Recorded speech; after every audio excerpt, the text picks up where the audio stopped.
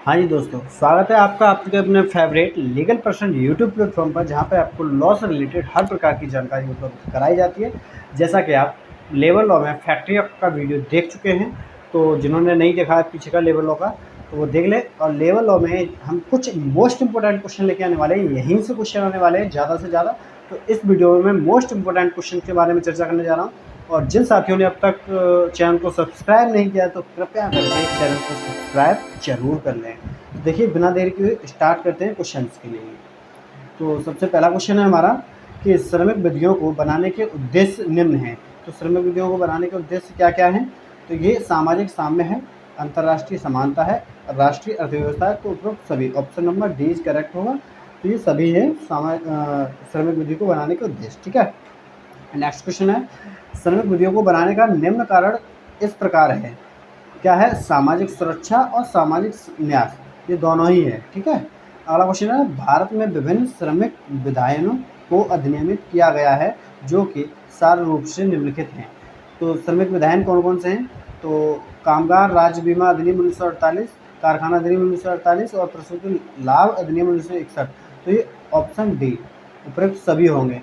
दोस्तों, एक मैंने क्वेश्चन पूछा था लास्ट वीडियो में, पिछली वाली वीडियो में, कि अब तक भारत में कितने श्रमिक विधि हैं, कितनी श्रमिक विधियां हैं। तो अभी तक किसी ने भी वो क्वेश्चन का आंसर कमेंट नहीं किया है। तो वो हैं भारत में जो अब तक है 128 श्रमिक विधियां अभी तक भारत में लागू हो चुकी हैं। ठीक है, अब नेक्स्ट क्वेश्चन है हमारा, कर्मचारी राज्य बीमा अधिनियम 1948 के अंतर्गत किस धारा में कर्मचारी बीमा न्यायालय के गठन का प्रावधान किया गया है? तो किस धारा में है? धारा 74 में। ठीक है, 74 में कर्मचारी बीमा न्यायालय की शक्तियां किस धारा में उल्लिखित हैं? तो धारा 78 में। ठीक है, धारा 78 में। नेक्स्ट क्वेश्चन हम देखते हैं, औद्योगिक नियोजन स्थायी आदेश अधिनियम 1946 कब पारित किया गया? तो ये 23 अप्रैल 1946 को पारित किया गया था। ठीक है, औद्योगिक नियोजन स्थायी आदेश अधिनियम 1946 किन औद्योगिक संस्थाओं में लागू माना जाएगा? तो ये किन में संस्थाओं में लागू माना जाएगा? ऐसे औद्योगिक संस्थान जिनमें कम से कम 100 कर्मकार कार्य करते हों। मोस्ट इम्पोर्टेंट क्वेश्चन है ये, 100 कर्मकार कम से कम कार्य करते हों, वहाँ पे ये औद्योगिक नियोजन स्थायी आदेश अधिनियम 1946 लागू किया जाएगा। ठीक है, अगला क्वेश्चन है हमारे पास, औद्योगिक नियोजन स्थायी आदेश अधिनियम 1946 की किस धारा में अपीलीय प्राधिकारी को परिभाषित किया गया है? तो किस धारा में? 2A में अपीलीय प्राधिकारी को परिभाषित किया गया है। ठीक है, अगला क्वेश्चन है, औद्योगिक नियोजन स्थायी आदेश अधिनियम 1946 की किस धारा में नियोजक को परिभाषित किया गया है? तो नियोजक को किस धारा में परिभाषित किया गया है? 2D। ठीक है ना, 2D में नियोजक को परिभाषित किया गया है। अगला क्वेश्चन है, औद्योगिक नियोजन स्थायी आदेश अधिनियम 1946 की किस धारा में कर्मकार वर्कमैन को परिभाषित किया गया है? तो कर्मकार वर्कमैन को कहाँ पर परिभाषित किया गया है? आपको पता होगा। तो ये 2झा में परिभाषित किया गया है, वर्कमैन 2झा में। ठीक है, आगे है, श्रमिकों के वर्गीकरण के में निम्नलिखित सम्मिलित हैं। तो श्रमिकों के वर्गीकरण स्थायी श्रमिक, प्रशिक्षु, अस्थायी श्रमिक और प्रविच्छाधीन या बदलीकार, ये उपयुक्त सभी हैं। ऑप्शन डी होगा। अगला क्वेश्चन है हमारे पास, बाल श्रम प्रतिषेध और विनियमन अधिनियम 1986 कब पारित किया गया? बहुत मोस्ट इंपोर्टेंट क्वेश्चन है, यहीं से बेसिक से ही आएगा सब। तो 23 दिसंबर 1986 को ये पारित किया गया था। ठीक है, आगे है, बाल श्रम प्रतिषेध और विनियमन अधिनियम का विस्तार है। तो ये कहाँ पे है? संपूर्ण भारत पर। नेक्स्ट क्वेश्चन हम देखते हैं, आगे क्वेश्चन है हमारे पास, मजदूर भुगतान अधिनियम 1936 की धारा 5 के अंतर्गत उपबंधित किया गया है। तो कटौतियों के प्रकार उपबंधित किए गए हैं। ठीक है, इसमें अगला है, कारखाना अधिनियम 1948 की धारा 7 के अंतर्गत किस उपबंध में बताया गया है? तो ये धारा 7 में नहीं है, धारा 17 है। यहाँ पे 17 कर लीजिएगा, 17। ठीक है, 17 में क्या बताया गया है? तो लाइट के बारे में बताया गया है, प्रकाश के बारे में, रोशनी के बारे में। जैसे कि अभी मैं आपको कारखाना फैक्ट्री एक्ट का पहला ही वीडियो अभी बताया है। तो उसमें भी बताया गया है। ठीक है, अगला क्वेश्चन हमारे पास, कारखाना अधिनियम 1948 के अंतर्गत श्रमिकों के कल्याण के लिए उपबंध किस धारा में दिए गए हैं? तो श्रमिकों के कल्याण के उपबंध धारा 42 से 50 में दिए गए हैं। ठीक है, अगला है, वयस्कों के काम के घंटों के संबंध में किस धारा में उपबंध किए गए हैं? तो धारा 51 से 66 तक वयस्कों के काम के घंटों के उपबंध किए गए हैं। ठीक है, अगला है हमारे पास, कारखाना अधिनियम के अंतर्गत धारा 59 में किसके लिए उपबंध है? तो ये ओवर टाइम के लिए अलग से मजदूरी मिलेगी, वो सेक्शन 59 में बताया गया है।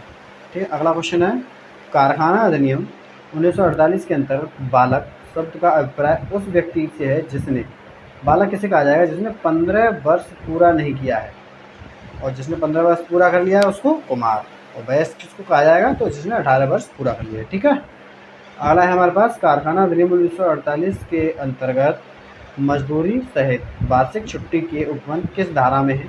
तो मजदूरी सहित वार्षिक छुट्टी के उपबंध जो है धारा 78 से 84 तक दिए गए हैं। ठीक है, 78 से 84 तक। अगला क्वेश्चन है, कारखाना अधिनियम 1948 की धारा 88 में उपबंध है, तो क्या है? विशेष घटनाओं की सूचना के लिए है, विशेष घटनाओं की सूचना के लिए है। ठीक है, अगला क्वेश्चन है, श्रम विधियों की आवश्यकता क्यों महसूस हुई?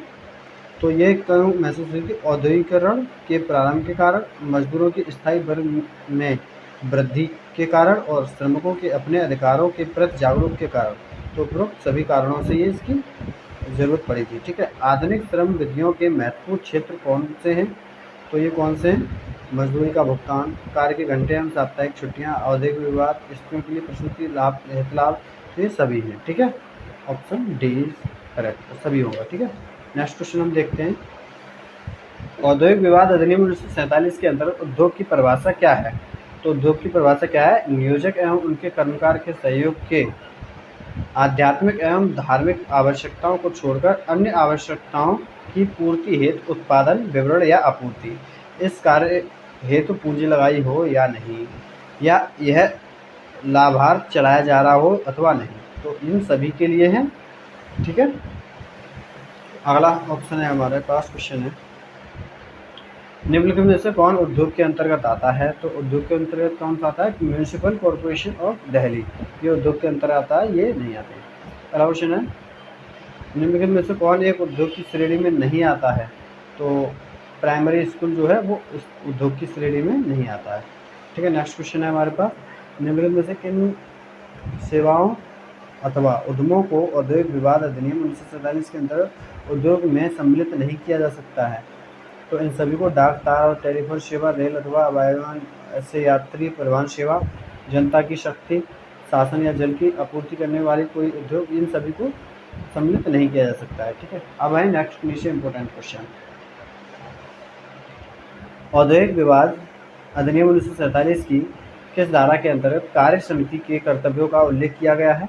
तो किस धारा में ये कार्य समिति का उल्लेख किया गया है? धारा 3 क्लॉज 2 में। औद्योगिक विवाद अधिनियम की किस धारा में समझौता अधिकारी की नियुक्ति का प्रावधान किया गया है? तो धारा 4 में समझौता अधिकारी की नियुक्ति का प्रावधान किया गया है इंडस्ट्रियल डिस्प्यूट एक्ट में। ठीक है, औद्योगिक विवाद अधिनियम 1947 की किस धारा में समझौता बोर्ड के गठन का प्रावधान किया गया है? तो समझौता बोर्ड के गठन का जो प्रावधान है वो धारा 5 में किया गया है। औद्योगिक विवाद अधिनियम 1947 की किस धारा के अंतर्गत जांच न्यायालय के गठन का प्रावधान किया गया है? यहीं से क्वेश्चन आएंगे, यहीं से जांच न्यायालय का, तो धारा 7 में किया गया है। ठीक है, अगला क्वेश्चन है, औद्योगिक विवाद अधिनियम 1947 की किस धारा के अंतर्गत जांच न्यायालय की शक्तियों का वर्णन किया गया है? तो ये धारा 11 में, सेक्शन 11 में जांच न्यायालय की शक्तियों का वर्णन किया गया है। नेक्स्ट क्वेश्चन देखते हैं हम, अगला क्वेश्चन हमारे पास, कारखाना अधिनियम 1948 की किस धारा में यह प्रावधान है कि कोई वयस्क कामगार को कारखाने में एक सप्ताह में 48 घंटे से अधिक काम करने नहीं दिया जाएगा? तो ये कौन से सेक्शन में? सेक्शन 51 में, 51 में। ठीक है, वयस्क का अर्थ है कि व्यक्ति ने 18 वर्ष की आयु पूरी कर ली है। ठीक है, अवयस्क बच्चे का अर्थ है कि व्यक्ति ने 15 वर्ष की आयु पूरी न की हो, कि 15 वर्ष की अगर आयु पूरी नहीं की है तो वो कौन है? अवयस्क है, और 18 वर्ष की पूरी कर ली तो वयस्क है, और 15 वर्ष के बाद का कुमार। ठीक है, ये कई बार बता दिया है, याद होना चाहिए। किसी कारखाने में अवयस्क बच्चे को कितने घंटे तक काम की इजाज़त है? तो कितने? 4.5 घंटे, साढ़े 4.5 घंटे। ठीक है, आवासीय कारखाना अधिनियम के अंतर्गत दिवस का अर्थ 24 घंटे की अवधि से प्रारंभ होती है। कौन से? मध्यरात्रि से 24 घंटे होते हैं। ठीक है। अगला क्वेश्चन है, मजदूरी भुगतान अधिनियम 1936 के अंतर्गत कारखानों में निरीक्षकों के अधिकार किस धारा में दिए गए हैं? तो निरीक्षकों के अधिकार जो है धारा 14 में दिए गए हैं। ठीक है। आगे हम क्वेश्चन देखते हैं। नेक्स्ट क्वेश्चन है, कर्मचारी प्रतिकर अधिनियम की कौन सी धारा प्रतिकर की धनराशि से संबंधित है? तो धारा 4 प्रतिकर की धनराशि से संबंधित है। कर्मचारी प्रतिकर अधिनियम की धारा 6 संबंधित है, किससे संबंधित है? तो प्रतिकर का पुनर्विलोकन से संबंधित है। ठीक है। कर्मचारी प्रतिकर अधिनियम के अंतर्गत अजनबी व्यक्ति के विरुद्ध नियोजक के उपचार से संबंधित है, तो कौन सी? धारा 13। कर्मचारी प्रतिकर अधिनियम के अंतर्गत कार्य करते समय आयुक्त है, तो न्यायालय। ठीक है, न्यायालय। नेक्स्ट क्वेश्चन हम देखते हैं। क्वेश्चन है हमारे पास, किस अनुसूची के अंतर्गत श्रम कानून से संबंधित मुद्दे आते हैं? तो वो संवर्ती सूची के अंतर्गत श्रम कानून से संबंधित मुद्दे आते हैं। ठीक है। अगला है, लीव कर दो। निम्न में कौन श्रम विधायन का सिद्धांत नहीं है? तो सामाजिक बैठक, ये श्रम विधायन का सिद्धांत नहीं है। ठीक है। बाल श्रम निषेध और विनिमय अधिनियम 1986 कब लागू हुआ था? तो 23 दिसंबर 1986 को ये लागू हुआ था।